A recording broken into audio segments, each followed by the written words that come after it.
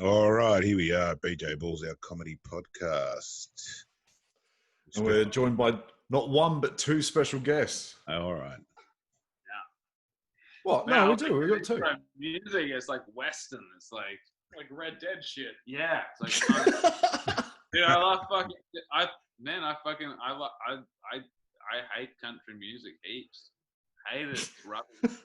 And so much that I even started a country band one time. I was singing in this country band all over the shit. I was singing this fucking stupid songs and bullshit. Just to spite them. You're killing them from the inside. I hated country music so much I even made a country band, dude. Not even shitting. The whole thing, you can get it on iTunes. It's real. It's called the OK Cowboys. Check it out. It's a whole band. Yeah. I'm not fucking shitting. Geordie, I'm not shitting you. We got Ian Perez from Wolfmother plays fucking organ on this shit. It's a whole thing. We're banned from the Gold Coast. It's true. It's fucking true. It's true. It's true. So what are you guys doing? I was about to introduce you guys, but you completely derailed it and fucked what I was about to say, and I've lost it. It's not too late. No, go for it. Introduce them. Come on, Jordy. I don't normally do the introductions. All right. It's not my job. James, go for it. These look like they're growing out of my face. These are proper fuckhead glasses, man. I was born with these. Yeah, but now we all feel uncomfortable. We should have all got fucking glasses, man, and we should have just had sunnies on. You got some sunnies? Grab some sunnies, Geordie. Mine are in my car where they belong. Hold on. Yeah. Geordie can be the only one out. Hold on. We need some sunnies there. Geordie, you introduce them. Oh, what is happening? Yeah.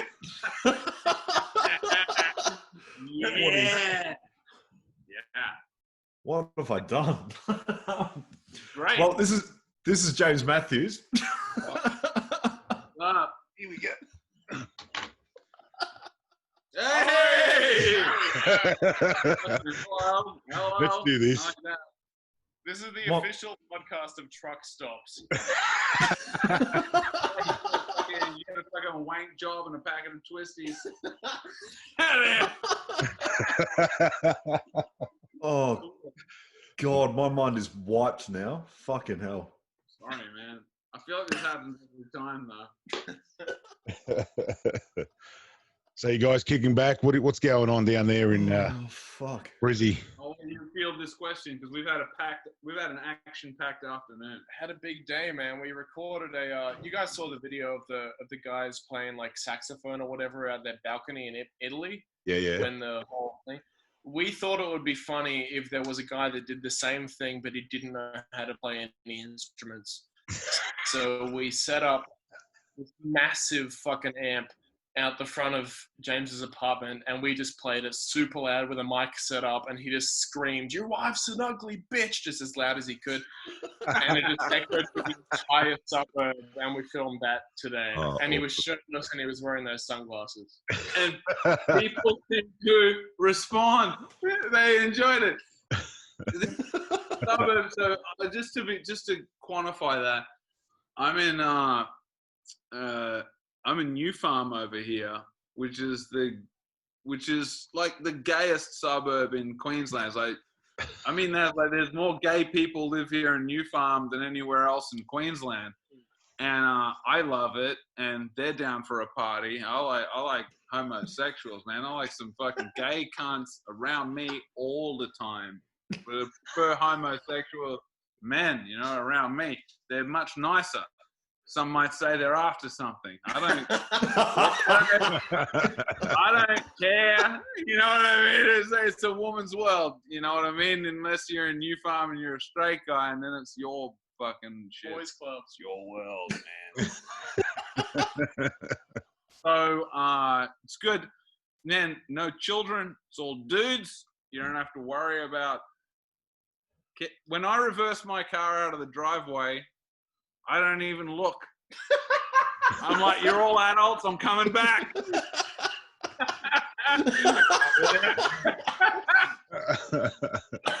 Biologically safe from children. Yeah, we don't worry about it. So anyway, when we set up the amp and we're like, we're gonna do this fucking rock and roll recording from your balcony, kind of Jack's idea, but I'm like, that's cool. Originally, we were gonna use this guitar, but it's like this. I got like a 1986 Yamaha guitar, like made in Japan shit. It's cool as the living fuck, man. But we couldn't rig it up, so we had to use an old. What is that? Old Stratocaster. I got this terrible Strat. It's a Squire. We racked it up. You know what's wild? It's been in my garage for a million years, and we pulled it up, and it was tuned. Ready, dude. I did Enter Sandman. Over and over again. Yeah, it was actually like 5 minutes. Oh, and yeah, a lot of Enter Sandman, and one of my old favorites is Vomit Man. I got a song called Vomit Man, which, you know, on cue, I'll rip it for you right now. Vomit Man. Oh, you know, Vomit? Yeah, Yeah, go on. Give us Vomit. Vomit Man coming straight to the can, spewing shit right out of his face. Vomit Man straight from the can, spewing shit all over the place. He doesn't feel good. Well, that's just typical Vomit Man. Love it. Vomit Man. Vomit Man. So I just kept on kind of like smashing out Vomit Man to these guys, and I guess they responded pretty well. Everyone was enjoying it. Of course, we're going to paint it like they hated it and that I terrorized the neighborhood. That's post-production. That's Jack's job. Jack will do that. There's this one shot of this lady standing on the other side of the road, and she's just watching in horror, and then you can just hear James scream in the background and say, "You want to hear Vomit Man again?" Yeah, no problem, lady. The only song I know. And I don't even know it because I can't play guitar. I'm just like, Vomit Man! Straight from the can. Violent and disgusting. I'm on the second level balcony just spitting at people.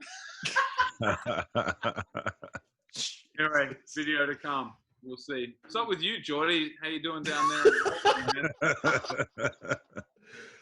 Things are a lot tamer than that. It's probably the best way I could put it. You're out of town. You're not in the shits. You're out in the suburbs. Yeah, I'm out in the suburbs. With the cats. With the cats. Nothing's happening, dude. Like, nothing's happening anywhere. Like, it's just dead. Yeah, been writing, playing music, shitload of video games. Yeah. That's cool, man. That's cool. How does it, I mean, I feel like these suburbs change. I mean, they feel one way and then they feel like when all of commerce is rocking and it's a whole fucking thing, a suburb has a certain feel and that's the way it should feel. That's normal. And then when something like this happens, a suburb takes on a whole other feel. And I don't know, man, I'm kind of different to most people, but the way I feel is like people let go. You know, the feel that it had was because people had a hold of the suburb and it was being treated in a certain way with the commerce and everything, and people let go, but they don't even realize that they have let go because they don't even realize the power that they had over the suburb. They just chill the fuck out. Me and Jack are just like, this shit's up for grabs. It's like, turn up there. They don't realize we can take over. They don't know. They had control over the suburb. I feel it's a real equalizer because now the Brisbane scene is as good as the Melbourne scene because neither of us have any comedy. That's true. We've taken over from the balcony with a shit guitar. I have been watching some Brisbane comedy lately. A few of the live shows going on and stuff. You desperate fuck. Yeah. How's it going? Enjoying it? You know you got Netflix.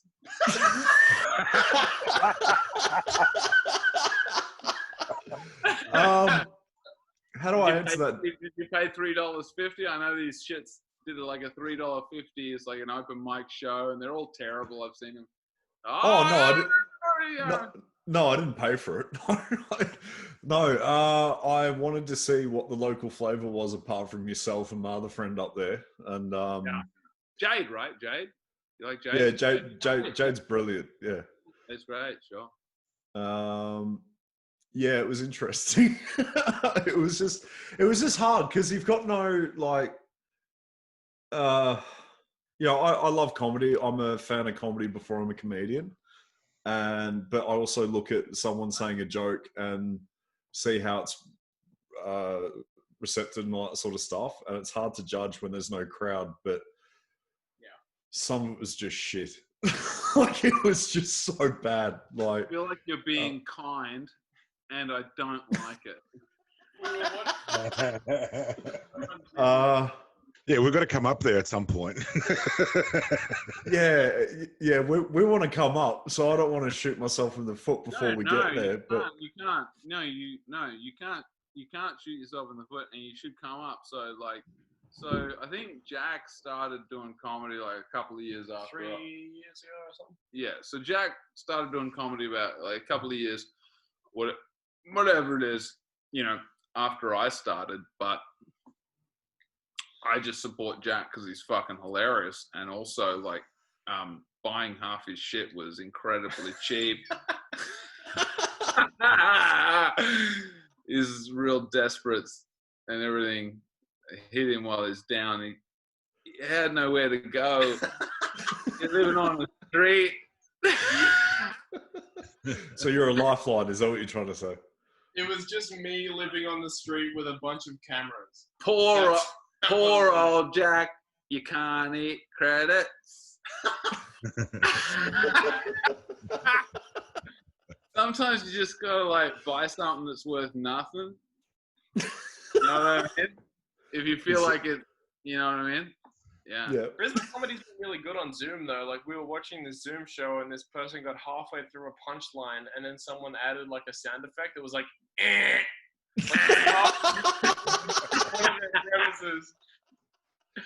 It's balls.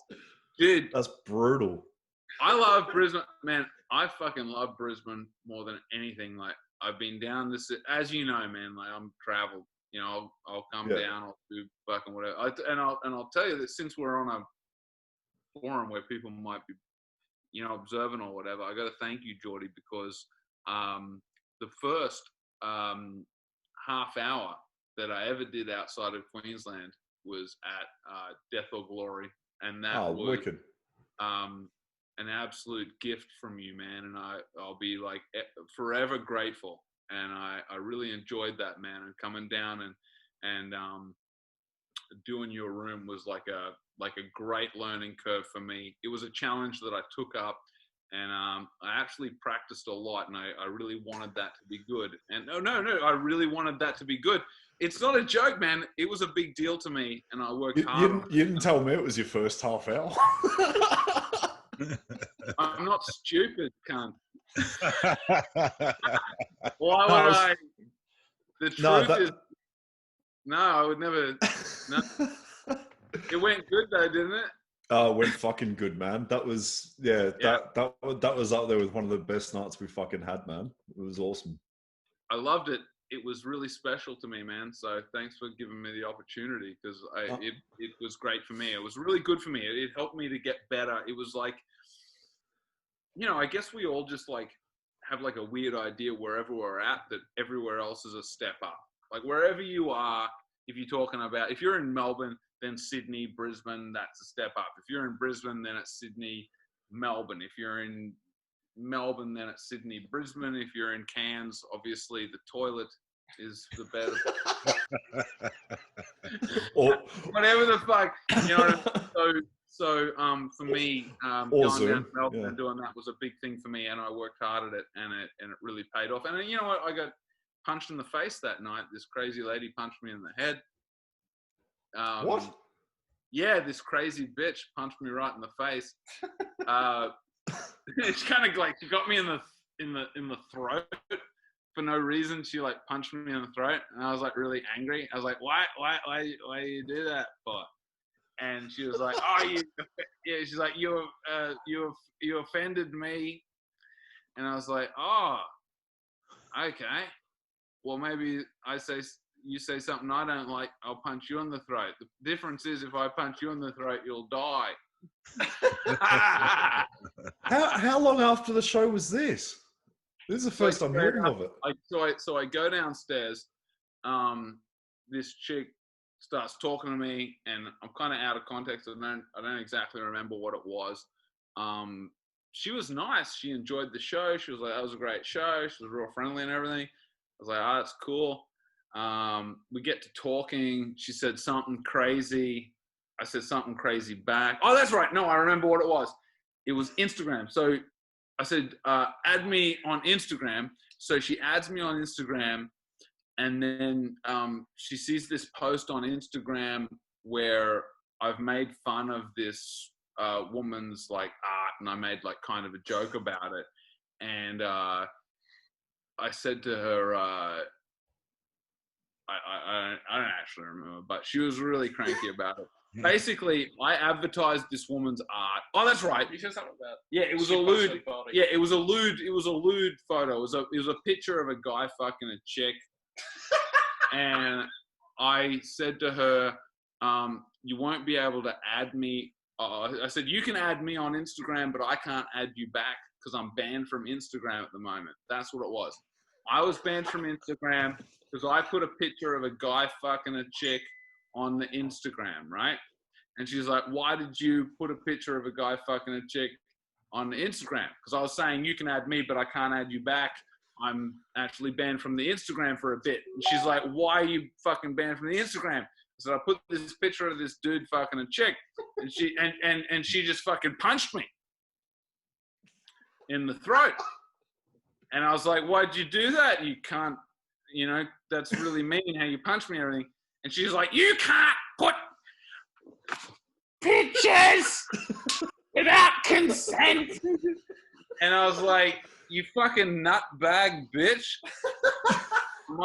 My friend, and I wasn't even angry. I didn't even like bash her or anything. I just said, no. Against my better judgment, I didn't hit her in the face. I just said, that's my friend Anita, and she makes exotic art, and she makes all these images that she prints on, like beach towels and all of these things. Like, that's her business. And she asked me to share some of her images and promote her page because she's a friend of mine and I have a large following on Instagram. And she asked me if I would help her out. I was like, sure. I got this big following and everything. She's a friend of mine. We did some sexing things. And so I feel indebted to her because of the sex, the head jobs mainly. And I was like, all right, well, I'll help you out and all. So the more cum you spill, the more exposure you owe. I makes it worse. He gave me the snorkel, Geordie. So then I'm like, well, with the snorkel and everything, I have to help you out. So I put her image of her thing and I advertise her thing, right? So I say this to this chick. I'm just like, it's not about consent. This chick wanted me to put those images on because it's promoting her page. You fucking asshole. You punched me right in the shit. I'm promoting women in business, you fucking shit bag. She's like, I'm sorry for punching you in the throat. And I'm like, don't worry about it, fuckface. And I go and sit with my friend, right? And I go sit with my friends who'd come to see the show and everything, and everyone's had a good time. You remember the show? It was a pretty good show. Yeah, it was a fucking good show. The show that you organized? The show you put on, Geordie, I was the headliner. I remember the show I've organised. Yeah, so I'm like hitting it up, having a few drinks, hanging out with my friends. This motherfucker comes out. Now, I've been punched in the throat heaps of times. I don't even mind. I'm just like, in the throat again. 10 points. That hurts just as much as I remember. Yeah, male or female, a good fucking right one in the throat's a bitch. The ultimate equalizer. Wasn't fun. Well, I don't like you much, mainly because of the throat punching, and I go and sit down with my friends. This bitch comes over, she's like, I feel bad about punching you in the throat. Let me buy you and your friends a drink. And I'm like, I don't want your drink, cunt. Why don't you get the fuck out of here? My friend Dan's like, we'll take a drink. Thanks very much. So she goes, I'm like, oh, Dan, Jesus God. So she goes and gets some drinks and she comes back and she gets us all drinks. I'm like, all right, fucking cool, whatever. Then the motherfucker sits down right next to me, starts telling me about her life. Whoa, hang on. Is she the tall blonde American chick? No, she's Aussie, but she was living in Britain. Okay, thank fuck. All right, never mind. Dude, this has actually got a pretty funny memory. She comes, sits down. I'm like, fuck this. She comes, sits down. I just drink my drink. I'm just like, I'm the fuck out. She sat down right next to me. I'm like, get the fuck out the booth. You know, you got the booth together. We get the fuck out the booth. I'm leaving. I drink the drink. I'm like, you guys drink the drink. Let's get the fuck out of here. We leave. There's a chick behind me who's kind of cute. I'm like, you want to come with us? She's like, yeah, cool. I'm like, good.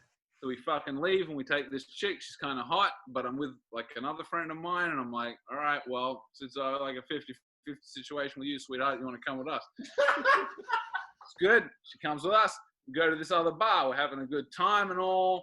I'm kissing on her. She's like, she at one point she was like touching my balls and everything. I was ordering the drinks and she's like touching on my nuts and everything. I was just like, you're too low.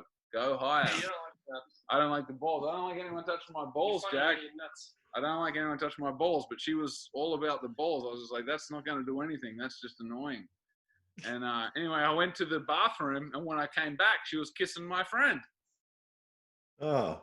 Made me very angry. But I didn't say anything. I just ordered a shot, and then I was like, you're all right. And then I left, because I'm a man. And that, ladies and gentlemen, is how you deal with that situation. But Geordie, when my ban was lifted from the Instagram, she'd still added me.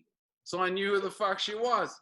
So then I sent her a message and I said to her, hey, bitch, the CCTV has footage of you punching me and the bar reported it to the Victorian cops and they asked me to give a statement. And just so you know, I made a statement and you're probably going to get charged with assault, just so you know. And I sent her this message. She's like, oh no! She starts freaking out. She's like, no, drop the charges. Don't you know that I live in the UK and I'm trying to get citizenship? This is going to ruin everything. And I say to her, you're goddamn right it'll ruin anything. Actually, you got no chance of getting citizenship in the UK until this is sorted out. You'll be charged with assault. It's no contest. It's no contest. You clearly punch me in the face, in the throat, whatever. You're fucking toast. And she gets quite upset, which I enjoy. And as she was like, paragraph after paragraph of please withdraw your complaint, etc., etc., I probably came 5 or 6 times. I was jacking off a lot over these over these paragraphs, a lot of masturbation, and eventually I just couldn't get any more out, and started to feel bad. The dry sum. That sounds like. Sounds like 50 Shades of Grey for you. Fucking hell. Started to feel bad, and then I said to her, "Look, because I'm a fucking jerk. I didn't just tell her the truth. I said, look, I told the cops not to pursue it because, I'm a good guy. And the cop, I said to her, when I told the cop not to pursue it and just to drop the charges, he said, well, that lady doesn't even realize that the best and most decent man in her life is a guy she met in a dirty Melbourne bar.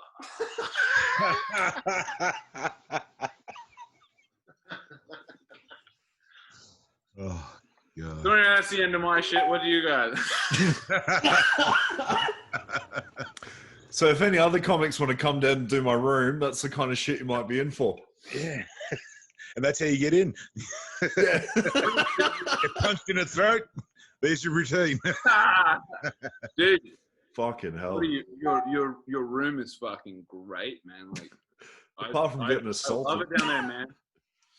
The first time I was there, you know, like before I came down and headlined that gig for you, you know, I came down kind of, I guess, sporadically out of nowhere, just kind of independently, and yeah, it was good. I loved it, man. It's such a strong room, and you got a good culture down there. I appreciate it, dude. Thank you. You know the door's always open, but that actually brings me to a funny story. I remember when you came down, and this is gonna be even funnier after that little rant you just given us. But I remember you pulled me aside about 5 minutes before the show started, and you said, "Oh, so what's it like in Melbourne? Like, what can I say? What can't I say?" I was like, "Dude, you can say whatever the fuck you want. I'm not one of those rooms." And you're just like, "No. I heard about the PC culture and blah, blah, blah." I was like, "All right, you follow my lead from introducing everyone and doing a bit off the top. Then you do what you see fit." And then you just get up and did that sort of shit. I was like, he fits right in. It's brilliant. No, we're all terrified. We're all terrified. We hear, like, up here in Brisbane, it's more PC than you would think. Like, you got to be kind of careful. And really? From what we're told up here, you know, Melbourne is the mecca for identity politics and all the bullshit. And I buy into it to a certain extent. You know, I'm kind of a centrist. Like, I agree with some of this side and I agree with some of that side. But ultimately, I think as a comic, it kind of doesn't apply to you. If it's funny, you should say it. Yeah. You know? Yeah. I believe as a comic, you're sort of a social commentator and you are there for entertainment. It's the same as music. Not everyone's going to like that album or that single, but then these people fucking love it, but that one person might not like it. So fucking, comedy, like probably maybe even unlike music, just kind of cuts close to the bone. That's its job. It's a little more, I guess, potentially upsetting than music or theater or whatever. I mean, is that a cat's tail? Yeah. What's the cat's name, Jordy? Turkish. Turkish. Is that a Snatch reference? Fuck yes, it is. Hey, that's cool, man. I love that movie, man. He hijacks the podcast every now and again. He's a ginger. Yeah. And there's also Boris the Blade rocking about somewhere, but he's a bit shy. That's fucking cool. Why do they call him Boris the Bullet Dodger? Boris the Blade? No, what's it? Boris the Bullet? Well, who's the Bullet Dodger? Boris the Blade. They call him also Boris the Bullet Dodger. Why do they call him Boris the Bullet Dodger? Because he dodges bullets, Avi. Yeah. Fucking great movie. If there's any comics listening to this who have not seen the movie Snatch, tune off now, pause where you're at, and go watch Snatch and come back. It's a fucking staple of comedy, that movie. Watch, I love it. What is it? Something Two Smoking Barrels. What's it called? Lock, Stock, and Two Smoking Barrels. You should watch that first, then watch Snatch. That's such an ego death thing, being like, hey, I know you're listening to the podcast, but if you could stop and then go stick down and come back. It's very important. Get it. So you get it. You have to get it. Yeah. No, I fucking love that movie. I found an original movie poster at the Salvos for $2 in a frame. And it's like big fucking thing. It's on the wall in the study. But yeah, great movie. Big dog. I was at a cat converters once and I found 11 Cameron Dado posters. Yeah, I bought all of them for like $10, and then I went to my friend's house who always keeps the back door unlocked, and I just slathered his whole fucking house in Cameron Dado. Dude. That's hilarious. You know, dude. And they're worth fuck all. Yeah. Who's Cameron Dado? I have no idea. Yeah. You guys want to hear? I shouldn't, but I'm drunk as balls, and I had a pain medication for an ankle problem I had a couple of years ago. Oh no. Go nuts. You're holding back too much. Just go nuts. Who gives a fuck? Please tell us what you really think. Yeah. I was on you guys know of the Golden Coast? You know, the Gold Coast? The Gold. Yeah. I learned a very hard lesson last time I was up there. Yeah. Well, I was on the Gold Coast doing a couple of gigs, and there was this asshole, and we were sending pictures, you know, of our balls and shit to each other to disgust each other. We're not homosexuals, but it was funny for me to send pictures of my butthole to this guy. I don't really know him that well. But I live out in Newmarket and Right. population's pretty high, but it's all good. Okay.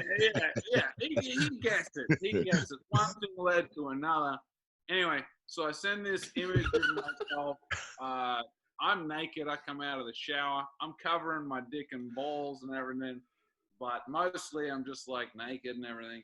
And I send him this picture because he'd been sending me pictures of his cock and everything, right? So I send him a picture, you know. Accidentally download Grindr? It's not gay, Jack. He always thinks it's gay when you send a picture of your genitals to another man. Well, it's ticking a lot of boxes at the moment, so there better be a twist in this story. But wait, hold on. How did you get the information of the other guy? Well, Off he's Grindr? No. Hey. Oh, and look, just a disclaimer: however you party is how you party. No one's judging, but you need to clear this up. What the fuck are you I like talking women about? folk, unless they punch me in the throat. I'm a fan. Mm-hmm. This fucking guy is like dirty arsehole. He's like a guitarist. Jack's finished. This dirty asshole is like a guitarist. He's like a cool guy. I met him when I was like 18. We started doing gigs together. He's like a fucking cool guy, but we don't really hang out. And he's like sending me like disgusting pictures of like his nuts and his butthole and shit.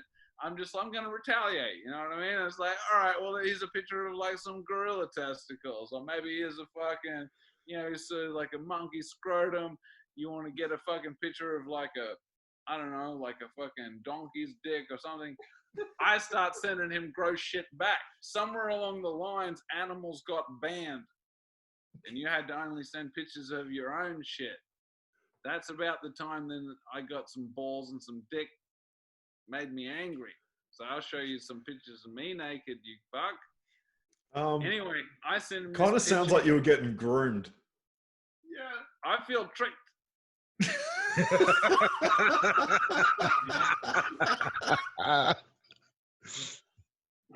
You own a van? Yeah. So this is the worst thing. I send him this picture. I come out of the shower on the Gold Coast. I was doing some gigs down there. And I come out of the shower with no pants on and everything. And I take a photo of myself. And then he's like, oh, you're a fag.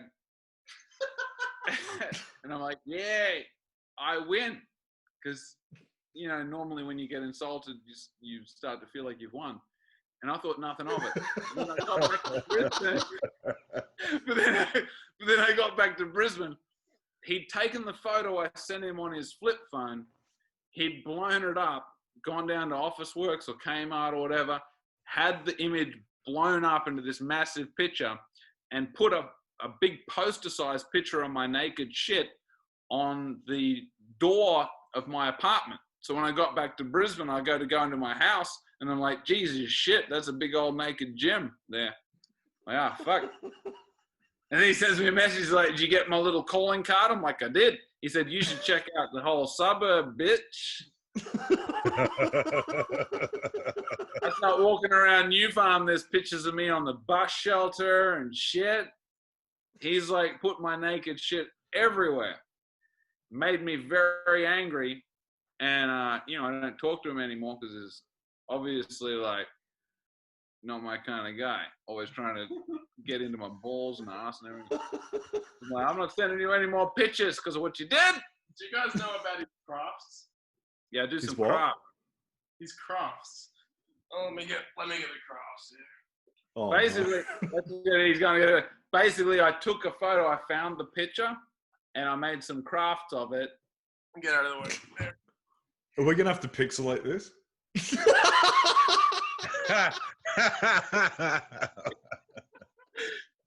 facial expression is what really. Oh, Jesus! I found it. I framed it with the help of my father. I'm gonna auction this off on eBay. Nice frame. It is a nice frame. My dad helped me. Don't scratch it. Fucking hell. What are you guys been up to? What have you guys been up to? Not that. You don't ever challenge you to send a picture of your ball sack? Anything like that? Oh, God, I was not ready for this. Oh, guy's an asshole. Dress it up like Gonzo. I don't talk to him anymore. You know what I mean? Because of the gayness. Mainly the gayness. Fucking hell. No, I haven't been up to anything like that. No. Ever. You got all those cats. All right, leave the cats out of this. It must inspire you in some way. I think cats are. A cat will make you horny because it moves like a lady. That's why I don't have them in the house. I'd never get anything done. It's like jacking off too much. If I get a house, if I like a cat, I just like wank too much. This is my cat, OnlyFans. I got a cat. I got a cat. Now I can't work. Does that qualify me for the doll? Like, fuck. Not job keeper. It's called cat keeper. Just me jacking off. Yeah, you got to qualify for it. You just like have a cat and a bunch of lube. Close your ears, Turkish. Hang on. Oh, poor fucking cats. When is Geordie? When are we getting back to it? I don't know. As soon as I know, you guys will know, and you be on whatever bill you want. But Jack's fuck yeah, balls, man. I come down and do a split bill with Jack. I would love to. Yeah, fuck yeah. When I was in Sydney, I ruined my reputation, so I can't go to Sydney. Hey, you want to know? Dude, we did Sydney Fringe. Yeah, we did the Sydney Fringe, and it was cool. Like we sold it out, and it was like it was a great show. And Jack comes upstairs and he vomited all over the front of the Sydney. What was it? The King's Cross Hotel. King's Cross Hotel. Jack's just like, and just puked because no one could get in because of his vomit. I knew I was gonna. I had a great show, so I was like drinking a bunch after the show, and then after I got cut off, this fan that saw the show kept bringing me drinks. Was that stinker? Yeah, it was the stinker. And then I kept drinking, and then I figured that I was going to vomit, so I put my hand over my face, and then that had the same effect as when you put the thumb over the bubbler. So it just went super fast out the side of my, just like a stream of vomit. I remember, dude. It was like you were like power puke the fuck out. And it was like a puke spray of shit.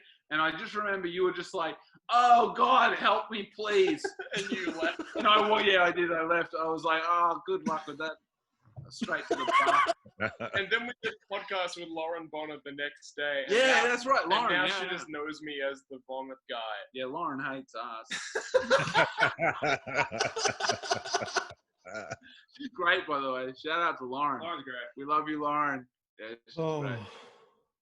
Do you reckon it goes both ways, or? Sorry, man. Do you reckon it goes both ways? She hates the love. us. The love will probably no, definitely not. Like no. Us. Women don't like us, man. Come on. We're a dudes-only podcast. We're women like we've never had any women on out of respect for them. Yeah. They don't see it as respect. They don't understand that we're trying to keep them out of harm's way. They're like, why don't you have girls on Beer Shark? Like an anti-hero. Our podcast goes good. We got it's so weird. Like Jack had this podcast called Beer Shark, and he had like a bunch of his boys on and a bunch of dudes. They weren't very good at podcasting. And then, and I mean, you were on like 2 episodes, and I'm like, hey, this is better than any of them. So I got rid of my other boys, and I just had you on. Yeah, Jack's ruthless shit. Just like, you guys are off. Jim's gonna be on from now on. He's such a man. This guy has no heart. He's dead inside. He hates it. I had a girl message me on Bumble last week, and she just said, "Give me your best pickup line." I just messaged back, "Send me $10," and she just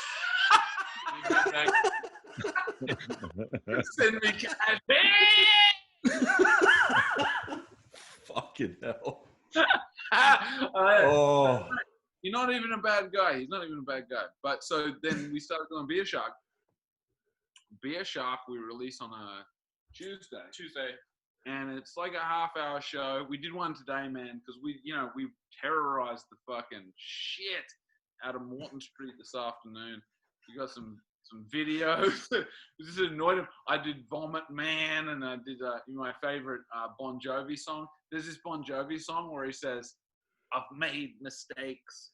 I'm just a man." Oh, yeah, I know that one. That's my favorite shit. Hit it, John.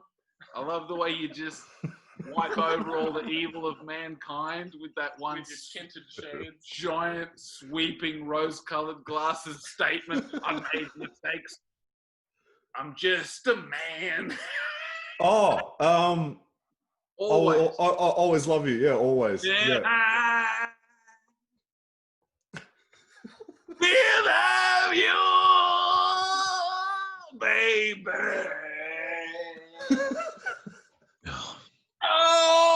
Always. You know the shit. I love that shit. Well, fuck everyone anyway. You guys. Coming back down here. I've been drinking, Geordie. Hey, guys, I'm sorry. No, don't be sorry. Don't be sorry. Just you do you, man. It's all good. So all right, let's get a bit serious. When did you guys start comedy? Me, like 5 years ago. Jack, I guess 3. Yeah, like 3, 2.5, something like that. Okay. And so you guys, how did you get into it? I mean, what was your sort of, what's the background of, getting into comedy? Was it you liked comedy? You wanted to try comedy? You hated gays, women, whatever, got into comedy? I got a good answer to that question. I've been in entertainment forever. I'm a drummer. I've been playing drums my whole life. And I kind of got sick of the politics of playing drums in bands. I've been playing drums all over Australia and in different places around the world, playing drums in different bands. And I started singing in this country band because I hated country music. And my friend also hated country music, so I wrote him a country song for his birthday. This is like a childhood friend from high school.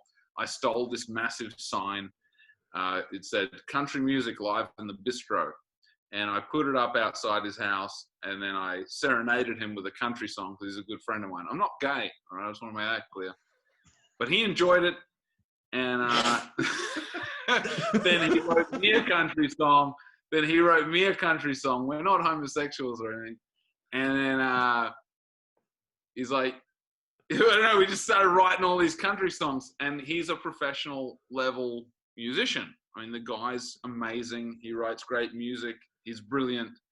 And, I'm also really brilliant and amazing and everything. So we started writing country songs. And then the band got big. And we got a sponsorship through Serotonin Records here on the Gold Coast, and we made a record, and it was a pretty big album. It's called "I Can Smell Your Country." The band is the OK Cowboys, and I sing on that record, and I play some drums on that record, and Andy Davis plays drums on most of the record, and Ian Perez from Wolfmother plays organ on the record. And I'm not even shitting, dude. He's on the shit. He's a friend of mine. And we got Turbo T, this amazing guitarist, plays the guitar. Man, it's really special. It's on iTunes. It's on iMusic or Apple Music. If you go the OK Cowboys. It'll come up. It's a cool thing. So I was playing, like I was singing in this band, right? So we're touring the country. We toured everywhere. We toured all over Australia. We came down to Melbourne and everything. And I was, I'm kind of like just comedically inclined. So I was like telling jokes in between the songs, and also once the other band members really took a liking to heroin, they were fucked and they really struggled to even play the songs anymore. But people still loved the band. And the type of music that it was, even when it was a shambles and we weren't playing the songs quite right, it was still kind of hilarious because these guys were really good musos and really characters. And the show, we had an hour show, and it was really very funny.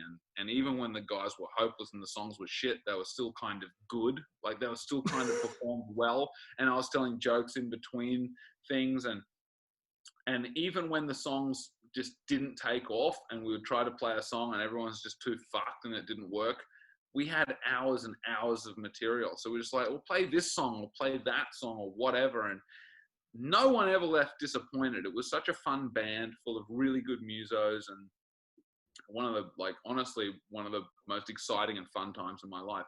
But people kept saying to me, you should do stand-up.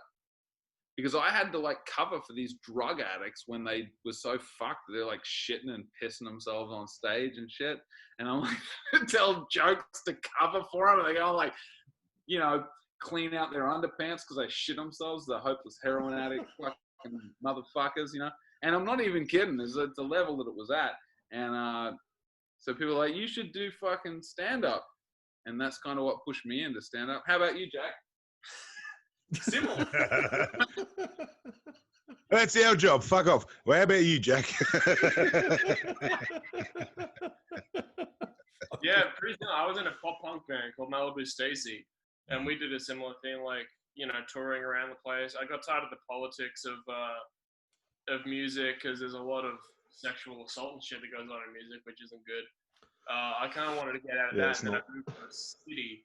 I moved to Brisbane. And then I'm like, oh shit, there's brutal comedy clubs in this city. Turns out I was wrong. However,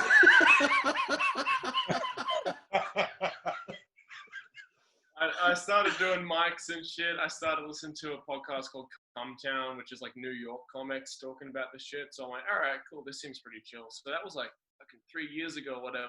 Yeah. We started hanging out like 2 years ago when we did Ben and Jim together. That's right. Popular web series Ben and Jim with me and Ben Hetherington. Yeah, Jack filmed that. Jack filmed, produced, edited that. I think I directed it mostly, but Jack did all the legwork through his production company, MachoCast. Yeah, which we now co-produce. Yeah, so I kind of absorbed half of MachoCast, and now I'm like 49% of MachoCast. Jack tells me what to do, and I do it, but never the dick sucking. He can keep asking. Ain't gonna happen. I'm gonna do it. Fucking letter from Netflix. It says you gotta suck the balls. I don't know why it says it. Whatever, man. Only 49% of it. Not the whole thing. But I noticed Jack. After probably a little while, maybe he'd been doing comedy for like a few months and I hadn't really seen him, but then I started to see Jack doing comedy around Brisbane, and he's like a really funny dude. And I think it was Ben Hetherington approached you first. Because he worked in TV for a bit. Yeah, so Ben from Ben and Jim, our web series, Ben Hetherington, he approached Jack to film and produce through Jack's production company to produce the web series. Jack got on board and started to, we kind of scripted it together, but it wasn't like each episode was like kind of individual. We never really got together on episodes. I'd bring an episode, Ben would bring an episode. And I guess Jack and I just kind of like related over that, where I'd be like, this is a fucking Jim episode. It's like, it's going to be fucked. I'm going to be a fucking piece of shit. And Jack would be like, that's good. He's like fucking asshole on a Ben and Jim episode. I guess we connected over that, you know. My favorite line that we ever wrote for you was when there was a eco guy that was like, "Hey man, you can't put your rubbish in the recycling bin. You just go, oh, I just put it anywhere. I just put it wherever I like." What about influences for both of you? Who are your influences and that sort of thing? Comedy. We're not that different, man. I know Jack loves Norm Macdonald. Love Norm. I don't know if he influences me though. I think he has has his someone own you thing. love. Just someone you love. I mean, and I love Norm Macdonald too. He's amazing. Love Norm Macdonald. I don't think you can be a comic without being influenced by Louis. Yeah, I love Louis C.K. I like Norm Macdonald. Well, really, it's Jack who put me on to Norm Macdonald. I'm a sucker for Bill Burr. I love his brazen, balls out attitude, and also like his vintage being American. Because at a time, Australia was about 20 years behind America, and I'm about 20 years behind Bill Burr. Like, I'm 39 and years old, and it kind of, I know. In case you were wondering, the unit of measurement. I'm just saying that at the time when I was growing up as a kid, Australia was considered to be about 20 years behind America, and I'm about 20 years behind Bill Burr. So our experiences as men in this, I guess, Western culture and everything, we kind of align in a way. Like his demeanor and his way of telling jokes, and I guess his attitude about the world kind of aligns in a way with mine. Like he's like a disgusting fuckhead, and I like that. Like I I get it. Yeah. And also, like his father's like a super masculine, kind of like a prick, like, but also a man that he loves and respects. And I think that's like really similar to the way I was brought up. So I like Bill Burr because I think I relate to his bits, and mainly like his demeanor. Like I kind of get where he's coming from, and I enjoy his attitude about the world, which is disgusting. I'm not defending it. I'm just saying I also have that illness, What about you guys? What are you like? I'm a massive Bill Burr fan. Patrice O'Neill, Dave Chappelle. Have you seen the latest with Patrice O'Neill, the cut bits from The Elephant in the Room? Have you seen that? Yeah, I sent it to you. Dude, it fucked me up. It fucked me up, dude. It's so fucking funny. Anyway, sorry. So what else, Jordy? Keep going. No, I mean, generally, I like to hear what people's influences are. I grew up listening to Rodney Roode. I found a mix CD that my oldest stepbrother put together once upon a time when I was about 13. So it probably explains a lot about my humor these days. No 13-year-old should be listening to that shit. No one ever, no human. No, but fuck it was funny. But what about you, Benny? Fill these boys in. Me, I'm sort of the same as the young man in the white glasses there. I'm 47, so not that anybody gives a fuck, but yeah, same sort of.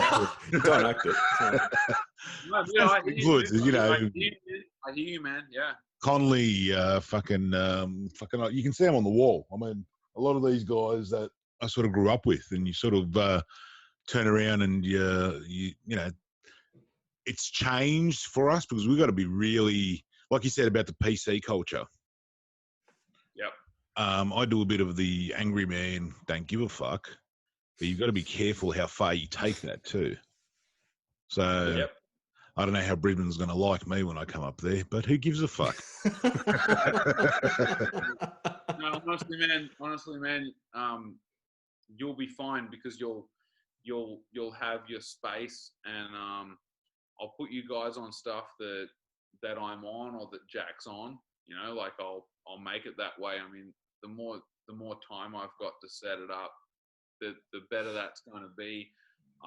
But I don't really promote the type. Like, I don't have a lot of power up here, really, but I'll put you guys on stuff that I'm on so that people come who are expecting to see me, are people who are going to really enjoy you guys, you know, and you're it'd be going to get wicked. that.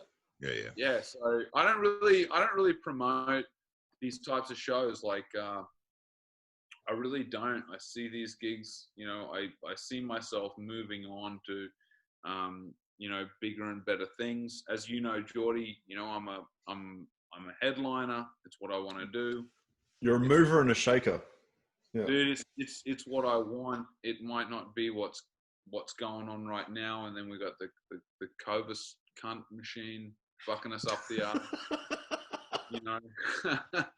But things are going to change, and I think things are going to change for guys who have that breadth of material and who really can headline and really do have the ability. I mean, I feel like I'm the kind of guy. I feel like Jack's this kind of guy as well. You know, you put me in front of a crowd, you give me 20 minutes, I'm going to entertain those people, man. Like, they're going to enjoy it. Like, I'm going to, you know, I might have like a set thing in place or something that I'm going to do, but if they're not digging it and I can feel it, I'm going to change tack. I'm going to find a way to entertain those people, you know? Well, you are very good at that. Yeah. Like, yeah, but I think the PC thing's going to change too. I don't think it's going to, after we're back, I think that's going to be. It's pulling away. Do you feel like it's pulling away? Yeah, it's going to pull away hardcore.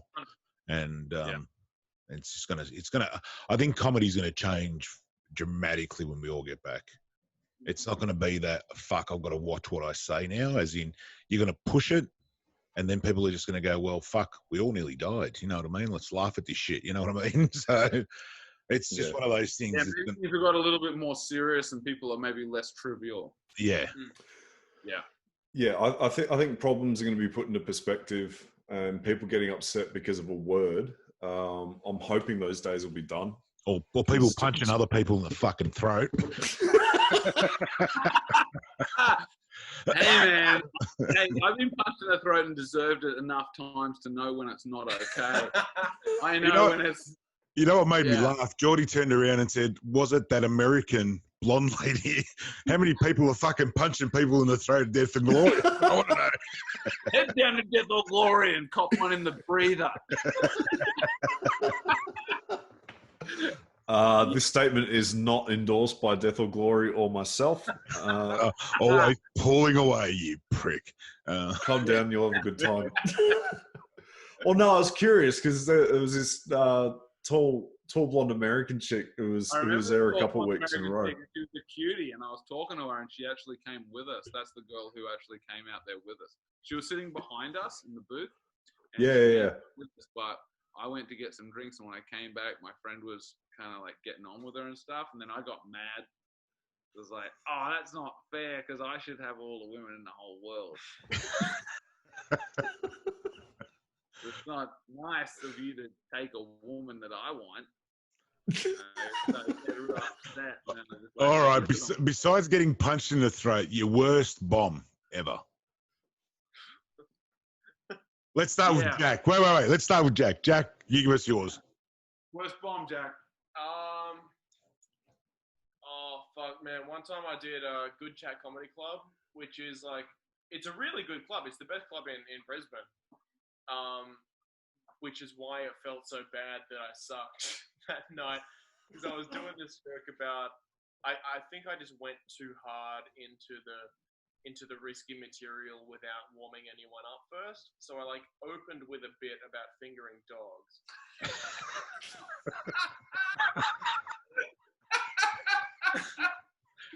And the best piece of audience participation I ever heard, I was like halfway through the bit, and then this woman just leans over to her friend and just goes, I hate this.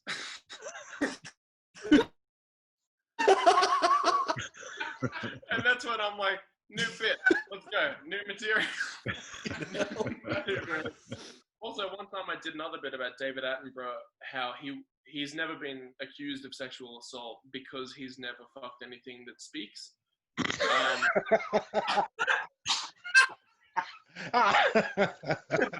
Yeah. There was like 100 people in this room, and they were all silent except for this fucker. Losing his mind. Tell me that's not fucking funny. That's hilarious. Do the possum bit. No, guys. This joke has this great. It's not even a punchline. It's just this disgusting like upheaval at the end of the joke where David Attenborough is in front of like the judge and he's on the stand trying to defend himself. And there's a possum who's the defendant who's So how does it? David Attenborough's like talking, and then the judge is like, well. How about you show where David Attenborough touched you? And so the judge is talking to the possum, going, "Hey, okay, Mr. Possum, tell us where David Attenborough touched you." And then the possum just goes like, and then Attenborough's like, the red-nosed bush-tailed possum, a marvelous creature and an absolute liar. And that didn't kill. That didn't kill us. Awesome. Awful, man. I was dying. Everyone else is just like really quiet. Just like, this is a sick fuck. And I'm kissing my pants and shitting myself at the back of the room. To me, it was the funniest thing I'd ever fucking heard. I had also encouraged him to tell that joke. Hey, if we come up there, you've got to do that joke, man.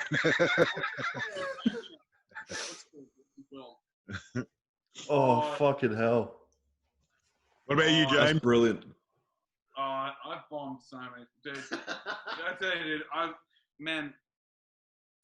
bombed so many fucking times, man. I've bombed ass. I've eaten shit so many fucking times.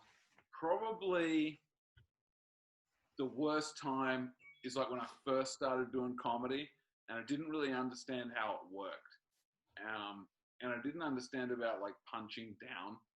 And I almost died from alcoholism. So when I was like on tour, playing drums in bands, everyone else was like doing hard drugs and I was drinking. And then it kind of went away because I stopped doing shows. But then when I was hanging out with my friend Ben and we started doing the country band thing and I started singing in this country band and touring around the country, singing in this country band, I started drinking again. And once again, I almost died. I had my stomach pumped 3 times. I'm like this horrible fucking alcohol. Yeah, so it was fucking horrible. And I totally lost touch. And I didn't understand about not punching down. So when I first started doing comedy, I was saying some real fucked up shit. Also, a doctor said to me, if you don't stop drinking, you're going to die. So I started going to TAFE and doing like a certificate in personal training. And I did anatomy and physiology and started up a personal training business. And that was my thing. All the while, out of my mind, fucking retarded. And I guess I started bodybuilding and doing all this stuff. So then I start doing comedy. And I'm like super fit, out of my brain. I don't understand about not punching down. There are these 2 fat ladies in the front of the club. And they're heckling. And I'm trying to do my terrible jokes and they're yelling shit out. And I'm like, hey, fatties. Oh, no. Shut the fuck up. Would you, you're too fat. You're too fat to say words. Like, I don't even know. I'm so fucking unorganic and not good at comedy. I don't even know how to handle this situation. I don't attack them on like the nuance of what they're saying or maybe their clothes or their hair. I'm straight into it. It's like, you're fat.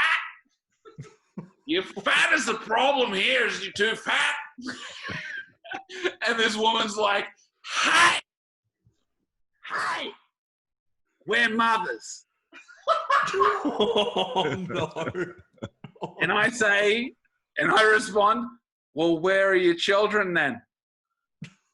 Did you eat them?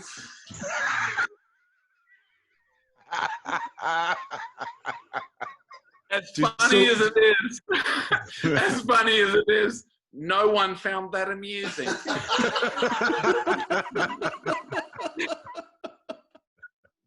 So that Have you done that room since? It was honestly, man, I think that was it was some like terrible open mic room in Brisbane. They probably I don't know. They probably had me back. They probably had no choice. You got to put people on, you know what I mean? Like, it was terrible. And dude, I've probably done worse. That's the one I remember, mainly because of the shame. It kind of reminds me of our favorite middle-aged British alt-right icon up in Brisbane. It's this lovely old British lady. Oh yeah. They hired her to host a room in the gay club.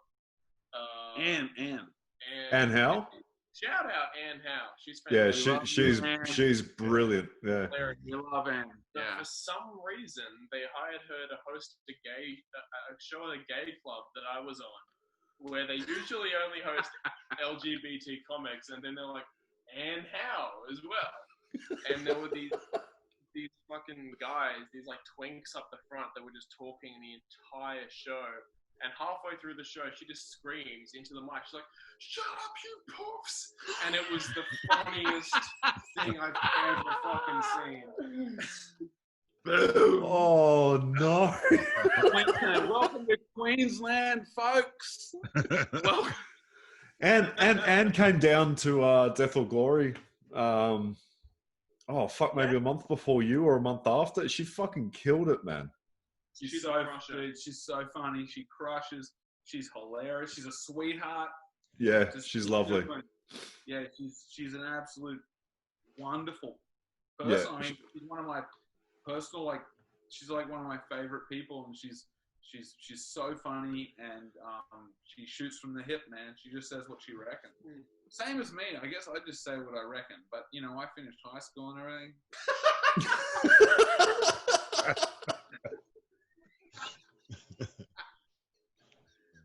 Not exactly the same. Oh fuck. So what's on the horizon for you boys? What do you want to do with the production company? Where do you want to be in a few, whenever shit gets back to normal? Jack knows.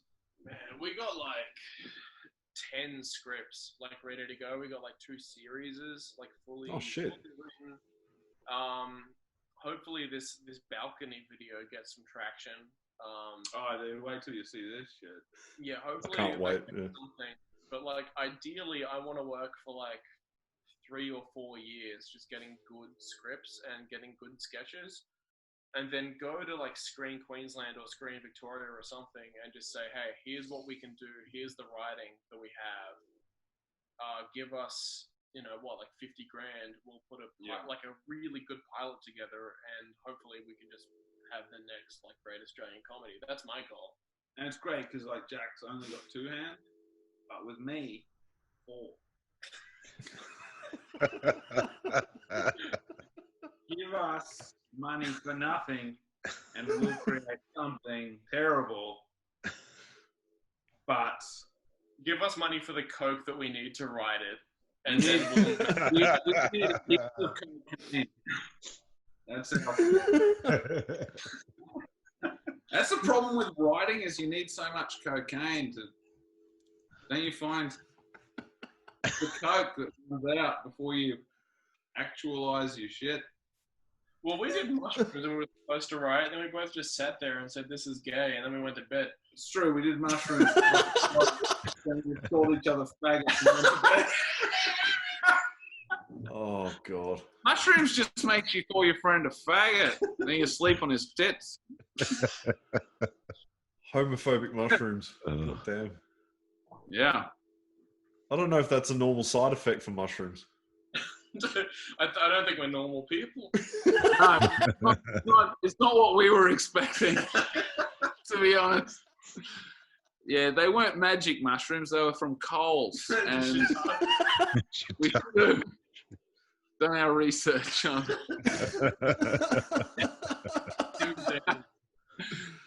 Oh, yeah, fuck. Yeah. Very good. Well, we're hanging to come up and do some shows up there. We'd love to have you. Yeah, we'd love to have you guys down here. So as soon as the coast is clear, I want to. Well, probably there's a million things going on up here, and once things kick off, I think it's going to be pretty mental. It's going to be mental down there. It's going to be crazy in Sydney. It's going to be sort of fucking crazy everywhere. I'm not getting invites because I'm an asshole. I got to make my own breaks, but when you guys come up here, we've got a couple of options. One of the things is we can go through the usual outlets and have like a bunch of shows, or the way I'm thinking is maybe we'll just like put on our own shit and do a show, and that way at least, you know, you're going to cover your flights and stuff. At least you're going to make a couple of bucks. And also I find like when you do your own show, it's really motivating to do great. You know, like if you're gonna promote your own show, it's really motivating to know that you're gonna fucking float or sink. Like it's gonna be rad, and everyone's gonna be like, "That's fucking great," and I got my money's worth, and that's fucking cool. Or it's gonna fall to shit. But if you put the work in and it's great, then you've secured a platform. Even if you only pay for your flights, or even if you don't make a lot of money, you have a platform in a city or a state or an area, whether it's like some suburb of Victoria, or whether it's Brisbane City or Perth or whatever. Sometimes I feel like breaking even or even taking a loss is a better career step than coming up and just being on a bill, you know, like, so it's something that we'll talk about. And certainly if you want to go that route, or if you want to just do a bunch of shows, or if you want to do both, if you want to do like a major showcase and then a bunch of shows around it, sometimes it's cool to do a week of shows leading up to it. And if you have a breadth of material where you got a club set, you got 20 minutes, and you got a few other extra things, you can do your other extra things at smaller gigs around town leading up to the show. And you can always say at the end of your gig, you know, I'm going to do this show on Saturday night, and you're not going to hear any of the shit at that show that you heard tonight. Yeah, you know, that's a very good way to do it. Well, it doesn't hurt you, and we can talk about that. But we would absolutely love to have you guys, man. So it's a good city. Fuck you, man. Yeah, dude, it's a good comedy scene here. Truly, Brisbane's great. Yeah, I've been chatting to Jade O'Brien a fair bit. She vouches for it, so I'm looking forward to coming up. It'll be good fun. The great thing about Brisbane is Melbourne and Sydney have so many fantastic comics. We don't, which makes us the best. That's right. That's right. At least we know we'll have a home wherever we go. Yeah, home amongst the bum trees. Lots of plum creams. Yeah. No, boys, the door's always open whenever you come down. You know that. So yeah, it'd be good. The whole fucking world. We got to get to the bottle. It's going to close. Is there anything? Thanks so much for fucking. Hey, man. Thank you guys so much for fucking having us on. I feel like we're so high and drunk and everything. We kind of took the thing out. I feel bad. No, we just wanted to chat and get everyone some exposure, so that's perfect. No worries. Just hit us with your socials before you go, like where we can find you and what we can see, like as in where we can basically, Yeah, absolutely. If you go to Instagram, James Matthews Comedy. If you go James Matthews Comedy on Instagram, you'll get me. It's the same for Facebook. If you do MachoCast. Instagram.com/MachoCast. MachoCast is the Instagram. Yep. I'm Frog Dad. That's my own thing. There's a bunch of shit. Actually, he likes frogs. I love frogs. Not fucking them. Frogs are fucking awesome. Frogs are awesome. They're underrated. On the MachoCast YouTube channel, which is bit.ly/MachoCast. Yeah, fuck yeah. See some cool shit on that. There's a best of reel of my Instagram, and coming in the next week, best of James, which is fucking hysterical. So subscribe if you want to see that shit. That's me annoying the road workers. Someone's got to do it. Hey man, they fucking started tearing up the street. I started terrorizing them. You can't just come out the front of my house and start ripping shit up and think it's gonna, like, I will come down there. All right, guys. Thank you very much for being on tonight. Thank you, man. Thank you so much, guys. Take care. We'll chat to you soon. Cheers. Bye. Cheers.